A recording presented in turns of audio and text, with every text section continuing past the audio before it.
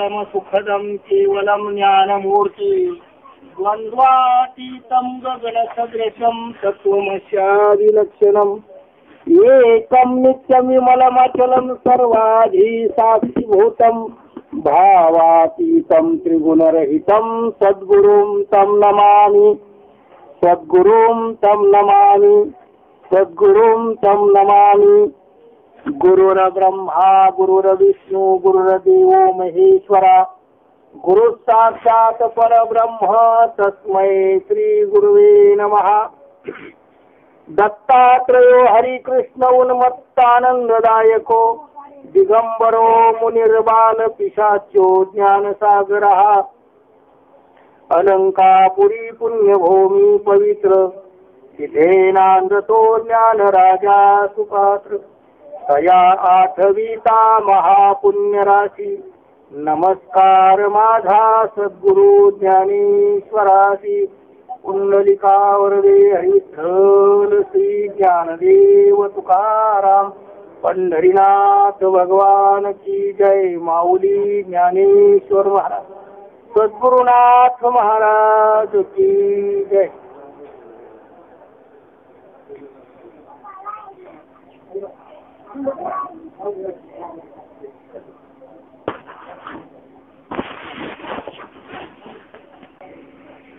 आजचा हा पवित्र दिवस आज या हनुमान मंदिर चांद सूर्य या परिसराचं नाव आहे असं मानतात, काही माहित नाही पण त्या सांगतात हे भाऊ।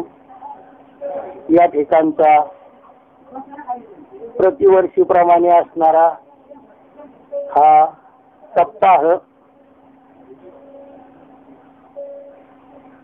ज्ञानेश्वरी पारायण आहे का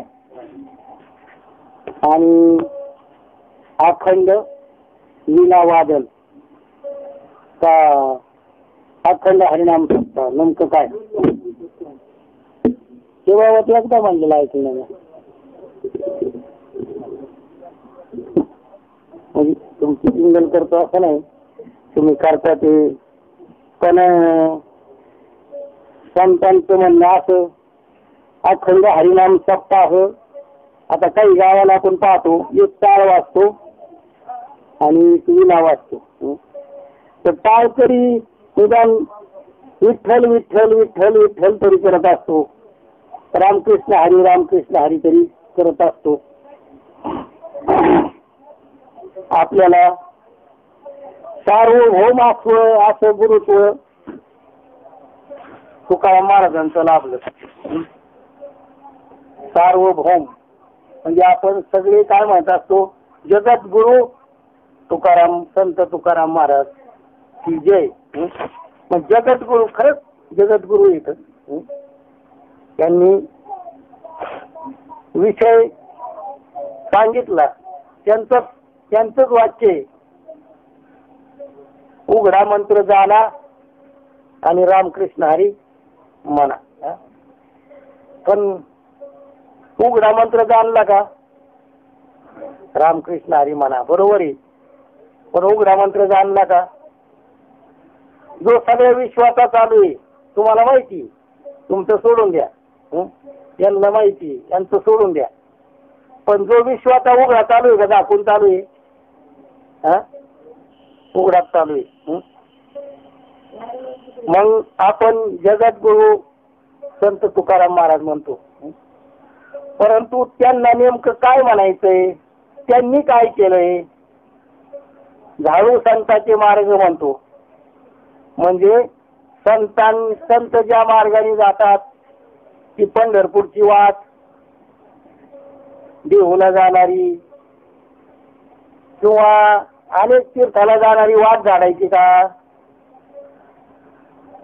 संत ज्या मार्गाने गेले त्या मार्गाने आपल्याला जायचं याचं नाव काय झाडू संतांचे मार्ग म्हणजे मार्गदर्शन समाजाला कसं करू समाजाला मार्गदर्शन संतांनी केलंय तेच करू संतांनी केलंय तेच मार्गदर्शन करू. पण आपण संसारी माणसं आहोत. आणि संसारिका करता जो सोपा साधा परमार्थ सांगितला संसारिका करता बरं का. संन्याशांचं वेगळं आहे, राजी लोकांचं वेगळं आहे, जे दान धर्म करू शकतात त्यांचं वेगळंच आहे. ऐकत आहे त्यांच्याकडं. आपले छत्रपती शिवाजी महाराज, त्यांच्या मातोश्री जिजाऊ माता, त्यांचा मुलगा संभाजीराजे, त्यांची थोरली पत्नी, यांची भारंभार सोन्याने तुला केली, म्हणजे वजन केलं आणि ते गरीब समाजाला वाटलं.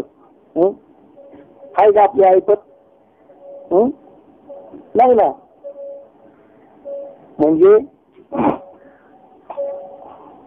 आपल्याला जो काही विषय सांगितला, आपण प्रापंचिक आहोत, सगळं करा, आपल्याकडून काय काय घडत नाही, आपल्याकडून नाही त्या गोष्टी घडतात. प्रपंचिका करून नाही त्या गोष्टी घडतात. पण नाही त्या गोष्टी घडत असताना सुद्धा, नाही त्या गोष्टी या जीवाकडून घडत असताना सुद्धा आपल्याला संतांनी नव्हे भगवंतांनी इतका सोपा मार्ग दाखवला, इतका सोपा दाखवला, तो अधूनमधून नाही दाखवला. कुठून? या जीवाचा ज्या वेळेला जन्म झाला, जिथून याची प्रसार झाला, जिथून याची प्रगती झाली, यानं पुढे या ना इकडे या. तुमच्यासारखे मागे वाचल्यावर सांगायचं कोणाला?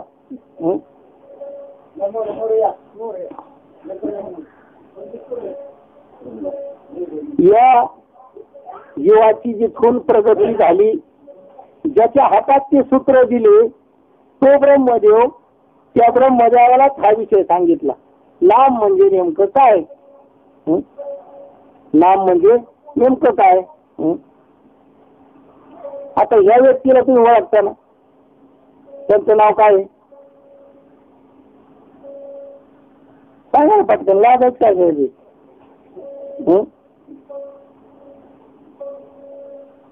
त्यांचं खरं नाव जे आहे ना, मोतीराम बोरुडे,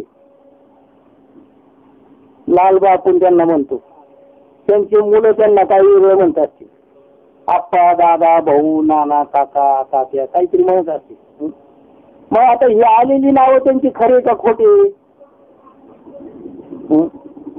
ते सही करताना लालबा गणपतराव बोरुड्याची सही करतात का? नाही. मग ज्या नावाने सही करतात ते त्यांचं खरं नाव. मग असं भगवंताची तीच गोष्ट झालेली. भगवंताला अनेक नावं आली. राम आलं, कृष्ण आलं, नारायण, गोविंद, गोपाळ, केशव, माधव वगैरे वगैरे वगैरे हजारो नावं आली.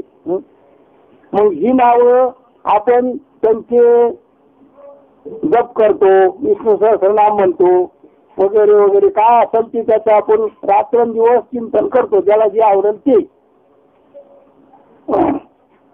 मग तरी सुद्धा भगवंताला ब्रह्मदेवाला देण्यासाठी नामाची गरज. नाम नाम नाम हा विषय काय आला बा? श्रीमद भागवतात.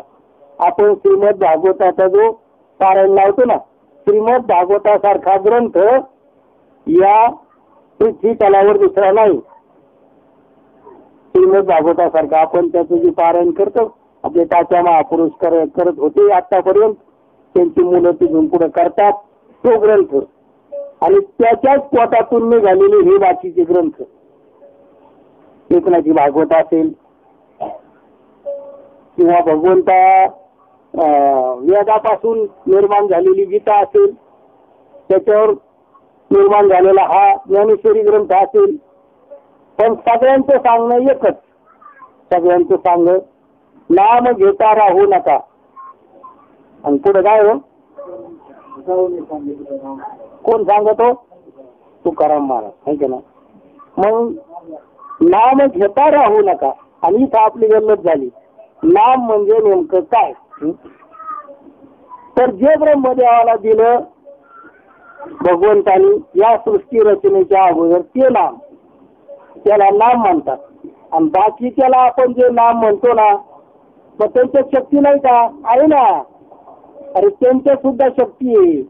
एवढी शक्ती आहे की तुम्हाला रिद्धी सिद्धी प्राप्त होईल.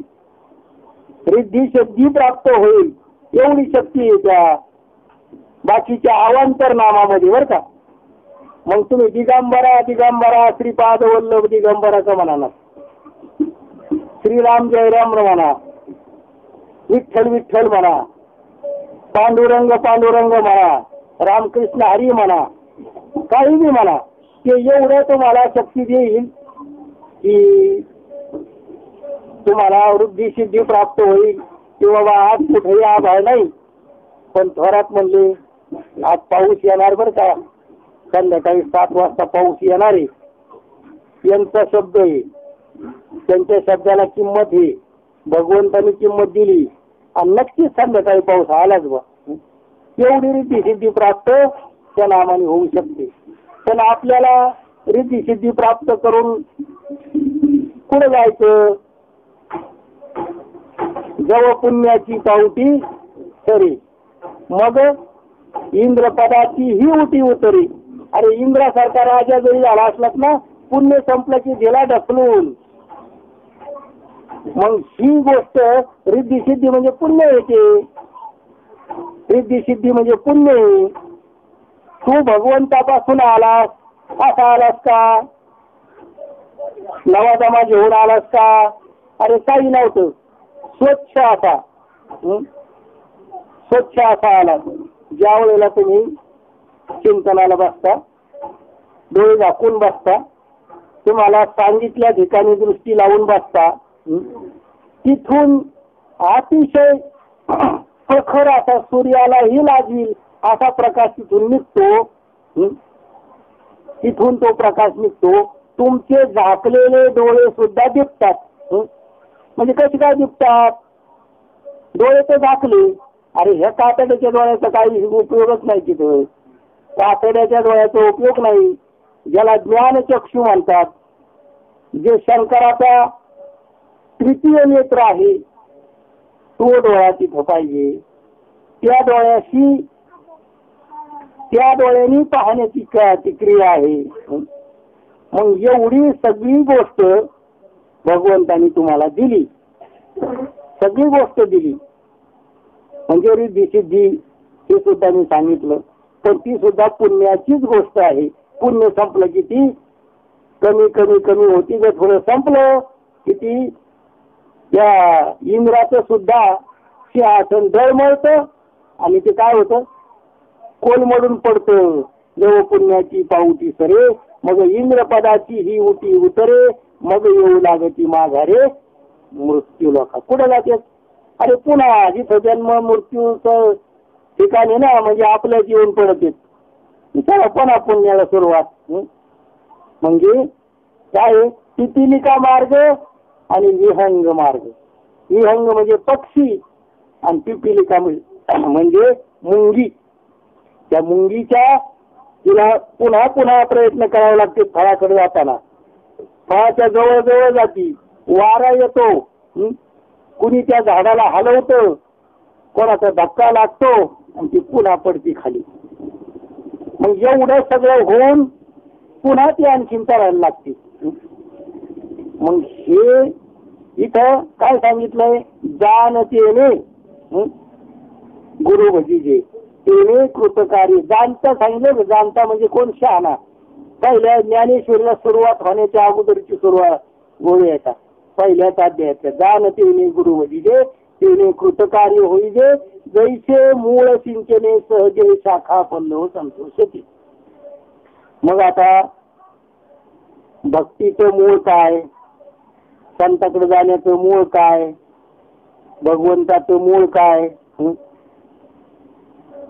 तर ती एक सद्गुरू सांगितलं. मग एवढं सगळं सांगून सुद्धा हा जीव गाफीलच आहे, गाफीलच आहे. गाफील म्हणजे कसा, जसा विद्यार्थी असतो 12वीला असतो, 10वीला, आता 10वीचं काढून घेतलं मला, 12वीला महत्व दिलंय. 12वीचे 6-7 महिने होत आले तर ह्या अभ्यासाला लागाना, त्याला त्या परीक्षेची काळजी वाटायला. आणि तिथून पुढे तो जर परीक्षा अभ्यासाला लागला तर कधी कधी व्हायचं हे. मग आता आपलं शरीर जर थकत थकत गेलं, 60 वर्षाचं झालं, 70 वर्षाचं झालं, परंतु तो म्हणला आता भक्तीला लागायला पाहिजे बा, आता भक्ती करायला पाहिजे मला. आणि तो भक्तीला लागला तर ती जीभही काम द्यायला, ते राम राम राम राम राम राम राम राम म्हणता म्हणता म्हणता ती लांब लांब लांब लांबच म्हणायला लागली. तर काय करायचं, तरी तर जिभेचं काम नाही, जिभेचं काम नाही. तुम्ही त्याच्यातूनच आलेली मंडळी इथं, जिभेचं काम नाही. भक्तीमध्ये काम कशाचं आहे, तू मन हे मीच करी माझिया भजनी, काय करायला सांगितलं, फक्त प्रेम धरी माझिया भजनी प्रेम धरी, मग सर्वत्र नमस्कारी मज एकाते. मग तुझ्या ती गोष्ट तुला प्रत्ययाला येईल, म्हणजे अनुभवाला येईल. तू ज्या वेळेला हे मन माझ्या ठिकाणी अर्पण करशील, नवे नवे मन आणि मी वेगळा नाहीचे, माझं स्वरूप आहे म्हणले ना भगवंतानी ते होती जगामध्ये. अरे मन हे माझं स्वरूप आहे, आणि मग ते मीच करून टाक. एवढी सोपी गोष्ट, पण ती सहज कुणी कोणाला सांगणार नाही. सहज सांगायची गोष्ट आहे ती, विचारल्याशिवाय नाही. मग अशा प्रकारचं या जीवाचं राहटगाडग चालू आहे, प्रपंचाचं राहटगाडग बरं का. पण तो गाफीलच आहे, गाफीलच आहे. असा प्रपंच चाललाय आपला, असा प्रपंच चाललाय. त्याच्या प्रपंचाचा काय विचार करावा आणि कसा विचार करावा. झोपेत चालला, ज्यांना भक्तीची आवड आहे त्यांच्याबद्दलच बोलायचं बरं का आपल्याला, बाकी त्यांच्याबद्दल बोलायचं काही कारण नाही. जगात कितीतरी समाज आहे, मनुष्य येवणीला आलेला कितीतरी समाज आहे, बाकीच्या येवणी तर किती काही. त्यांचा आणि आपला जीवाचा संबंध वेगळा नाही. त्यांच्या ठिकाणी आत्माच आहे आणि आपल्या ठिकाणी आत्मा आहे. पण या ठिकाणी मनुष्य देहाला आलेल्या काही गोष्टी विशेष दिलेल्या आहेत, विशेष दिलेल्या गोष्टी आहेत. मग विशेष गोष्टीच्या योगाने त्यांची गोष्ट जाणून घ्यायला पाहिजे, ती गोष्ट समजून घ्यायला पाहिजे की बाबा माऊलीने अगोदरच का चिमटा घेतला, जाणते गुरु भजिते. जाणता कोणाला म्हणते, जाणता म्हणजे शहाणा. कोणाला म्हणते, बाजारला जाणारा असतो, आपण बाजारला पाठवतो. मग त्याच्यात आपले काही मुलं असे थोडे वावळत असतात, सगळ्यांचे नसतात पण काही काहींचे असतात बा. मग त्यालाच म्हणा तुझा बाजार करायला, हे म्हणता नाही ना. आपण शहाण्यालाच सांगतो तू बाजार करून ये, म्हणजे शहाणा म्हणजे जाणता. मग जाणत्याने काय करावं, जाणतेने गुरु भजिते. मग आता गुरु म्हणजे काय, तिथं पुन्हा प्रश्न पडतो ना की काय गुरु गुरु गुरु गुरु गुरु गुरु यांचं निराश असतं म्हणले, गुरुवरच लय जोर असते यांचा. आणि गुरु गुरु झाले की पुन्हा सद्गुरु, ही सद्गुरु तर म्हणले तर नवीनच निघाले अलीकडे. अरे गुरु म्हणजे मुळातच पहिला गुरु आपली आई आहे, दुसरा गुरु वडील आहे, तिसरा गुरु शिक्षक आहे, चौथा गुरु आपण ज्याला साधारण त्याच्या गोष्टी ऐकतो, त्यांनी सांगितल्यानंतर ऐकतो, त्याच्यावर आपण त्याची आपल्याजवळ किंमत आहे की बाबा आपल्याला काही सांगितलं त्यांनी. तर माझं उदाहरण सांगत असतो मी कधी कधी. कुंदन शेठ, यशवंतराव मंगी वगैरे सारखी मंडळी मला आवर्जून माझं काही चुकलं की ती बाजूला घेऊन सांगणार बरं का, बाजूला घेऊन सांगणार. रस्त्यावर नाही असं काय म्हणणार, बाजूला घेणार, चहा पाजणार आणि मग सांगणार. पाटील हे शोभत नाही आपल्याला. तुम्ही एकटेच आहात. तुम्ही जर असं वागलं तर तुम्हाला कोणीच काय म्हणणार नाही, पण आपण मनाने समजायला पाहिजे. अशा प्रकारचे त्यांची माझ्याजवळ किंमत होती आणि माझ्यात काही विशेष काही खालच्या दर्जाचं होऊ नये असं त्यांच्या अंतकरणाला वाटत होतं, म्हणूनच ते सांगत होते ना. तेही गुरुच आहेत. किती गुरु झाले? 4 गुरु झाले. 5वा आपल्याला भक्तीचं मार्गदर्शन करतो. भक्तीचं मार्गदर्शन करतो तो गुरु. 5वा गुरु भक्तीचं मार्गदर्शन करत. माळ घालील आपल्याला, निदान रामकृष्ण हरी तरी सांगल, हा आपला गुरु. आणि 6वा सद्गुरु. सद्गुरु म्हणजे तू कोण आहेस, तुझी आणि भगवंताचा काय संबंध आहे हे ती जोड घालून देतो.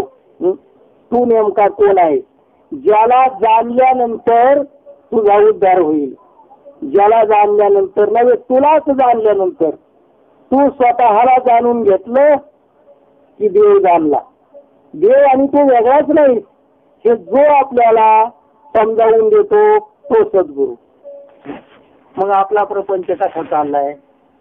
आपण प्रपंचामध्ये शेंडीपर्यंत बुडालो तर काही खांद्यापर्यंत, छातीपर्यंत, कमरेपर्यंत, मानेपर्यंत शिल्लक आहोत. ही ज्याची त्यांनी पाहायचं बरं का.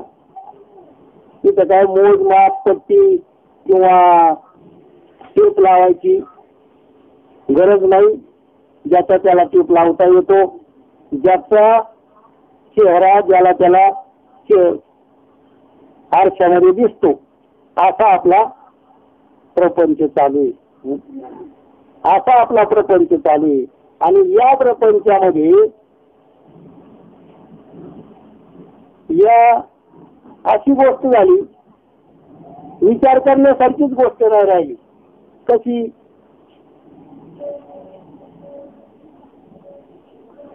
की मृगजळ दोही पाषाणाची सांगड. मृगजळ दोही पाषाणाची सांगड, वांजेचा पुत्र पोहला हो. दुतोंडी हरणी ती मुखावीन पाणी प्याली हो. लहानपणी ऐकलंय वर का मी.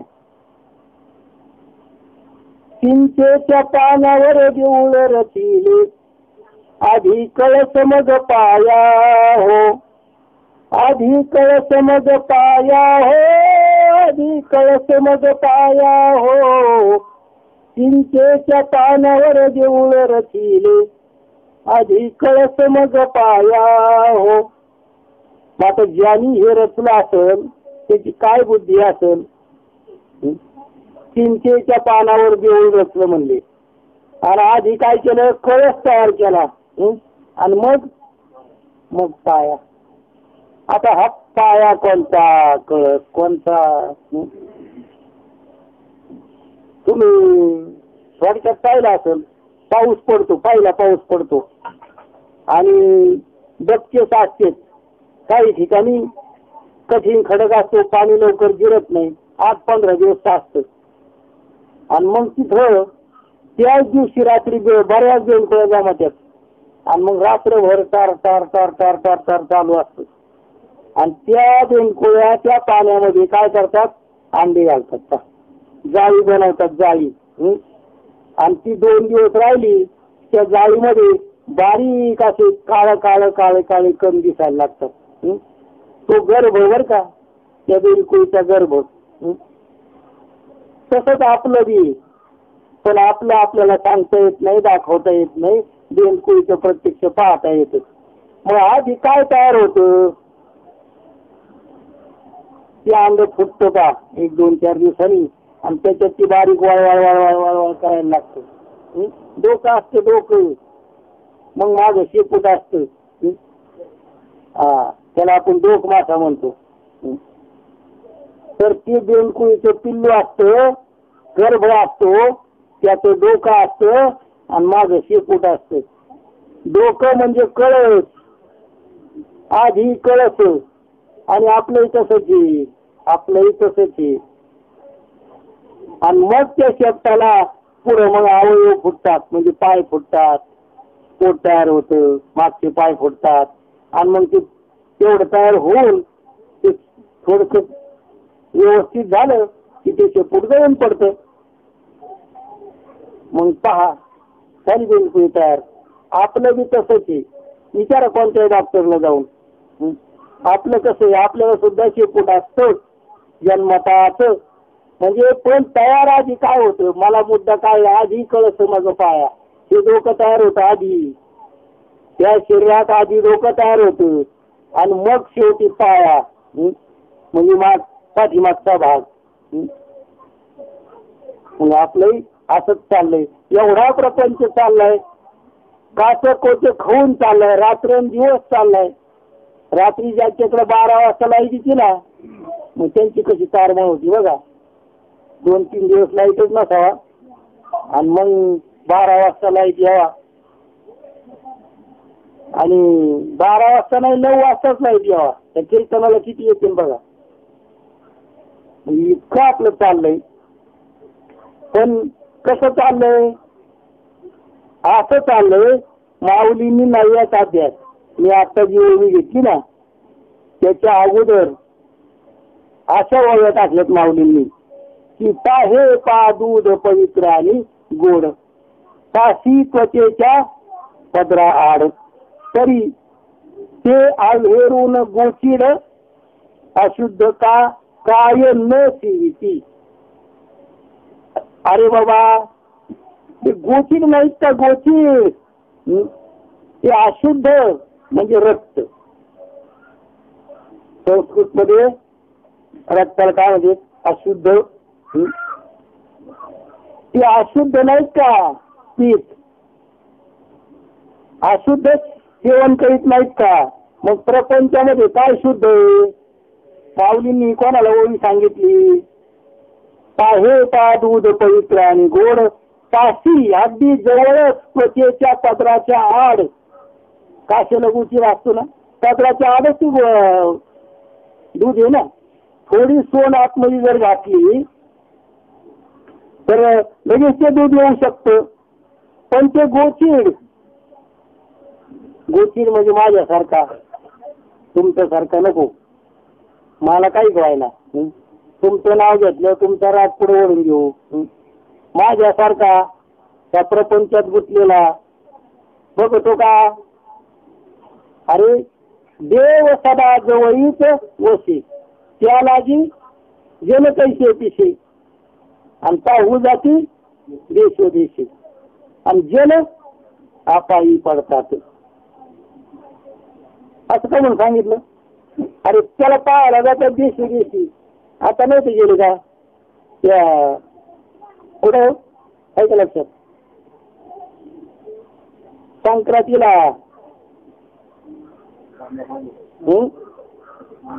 गंगासागर, हा तुमच्या आहे लक्षात. आणि तिकून येताच म्हणले त्या कलकत्त्याच्या जवळ एका गाडीने ती एसटीच फाडली नेली. आता आतले असणारे काय देखण्यासारखे झाले की नाही. पाहू जाती देशोदेशी जन पायी पडतात. जाऊ नये असा विषय नाही, पण भगवंतानी किती कृपा केली आपल्यावर. भगवंतानी आपल्यावर किती कृपा केली. तेवढी आपण पात्रता आपल्याजवळ निर्माण केली का. नाही ना केली. मग असंच आहे आपली गोचिडासारखी स्थिती आहे. मग पुढची वेळी सांगितली ना तरी निगळवाच्या परिवरी मध्ये राहिली का कमल कंद आणि दरदरी, नांदणूक एकेची घरी परी सरागू सेविजे भ्रमरी, येरा त्याला चिखलच उरला. त्याला मात्र चिखलच उरला. का कमलकंद आणि दरदुरी. कमलकंद कमळाचा कांदा, दरदुरी म्हणजे बेडूक, हे एकाच ठिकाणी राहतात. पण ते कमळावर कमळ उमललं त्याचा सुगंध वाऱ्याने जिकडं तिकडं पसरू लागला. म्हणजे ते सुगंधाच्या योगाने तो सुगंध घेण्याकरता लांबून लांबून गुंगे येतात. आता उदाहरण नाही सांगत. वेळ नाही ना आपल्याला. काय होतं, या मासे विकणारी मंडळी असती, मासे विकणारी, आणि त्यांनी मासे पकडायचे आणि या बायांनी पाट्या डोक्यात घेऊन गावोगाव मासे खरेदी करणारे घरोघर जाऊन विकायचे. आता अशा पद्धतीने एक त्या गावोगाव हिंडायच्या. तर एक दिवस अशी गोष्ट झाली की त्या गावची एक माळीण आणि ह्या दोघी जणी मासे विकणाऱ्या त्या दिवशी जरा गिऱ्हाईक कमीच लागलं. का कमी लागलं, आपण कल्पना करायची. 2 एकादशी आल्या होत्या. कोणाला वाटलं आजच आहे आणि कोणाला वाटलं उद्याची. काय नाही. अरे म्हणलं काय करावं इथे मासे. कोणी म्हणतं आज एकादशी, कोण म्हणतं काय. ते मासे विकायला खूप उशीर झाला, अंधार पडला. आता अंधार पडला खरा, पण म्हणले आता आपल्याला लई लांब जायचं, रस्ता नाही बरोबर, लई लांब आलो आपण, मासे लवकर विकले नाही, ह्या गावाची त्या गावाला जावं लागलं. ती माळीन ताई म्हणली तुम्ही काय घाबरू नका, आमचे पाहुणे आहेत म्हणले, इथं आपण त्यांची तर मुक्काम करू पाहिजे. तर बर म्हणले ताई पण आमच्या घरच्यांना निरोप जायला पाहिजे. म्हणजे जाऊ दे, काय काय काय तुम्ही ते कुठं वनात पडलात, हाय मी आहे संग, मी गावची माझी पाहुणे. तर संध्याकाळी अंधार पडता ते 3 जणी गेले त्या माळ्याच्या घरी. आता माळ्याच्या घरी त्यांचा फुलाचा धंदा होता. ते फुलं ते पुण्याला पाठवायचे. त्यांनी फुलं काढली होती एका खोलीमध्ये.